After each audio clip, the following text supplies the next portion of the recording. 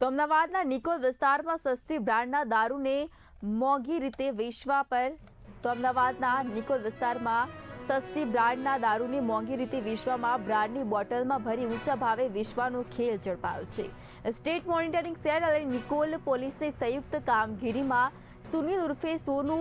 મખીજાની ભારતીય બનાવટના પરપ્રાંતીય વિદેશી દારૂની એક બોટલ સાથે ઝડપી પાડવામાં આવ્યો છે। તપાસમાં આરોપીને તેનો ફરાર સાગરીત દિનેશ જંડાવાલા આર્થિક ફાયદા માટે સસ્તી બ્રાન્ડનો દારૂ મોંઘી બ્રાન્ડની બોટલમાં ભરી વેચતા હોવાનો પોલીસનો દાવો છે। પોલીસે પકડાયેલા આરોપી સામે નિકોલ પોલીસ સ્ટેશનમાં પ્રોહિબિશન સહિતની વિવિધ કલમો હેઠળ ગુનો નોંધ્યો છે, જ્યારે ફરાર સાગરીતને ઝડપી પાડવા માટે પણ તપાસ હાથ ધરવામાં આવી છે।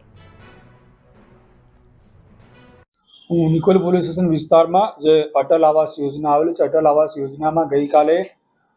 સ્ટેટ મોનિટરિંગ સેલ અને નિકોલ પોલીસ સ્ટેશન દ્વારા એક રેડ કરવામાં આવેલી હતી, જ્યાં આગળ એક આરોપી સુનિલ ઉર્ફે સોનુ મખીજા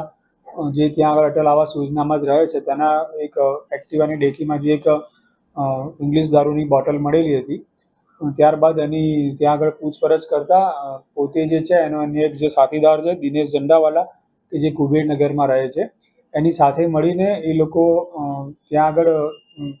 સસ્તી ગુણવત્તાનો જે વિદેશી દારૂ હોય એ પોતે જે મોંઘી બ્રાન્ડ હોય મોંઘી બ્રાન્ડની બોટલોમાં ભરીને એ લોકો વેચતા હતા।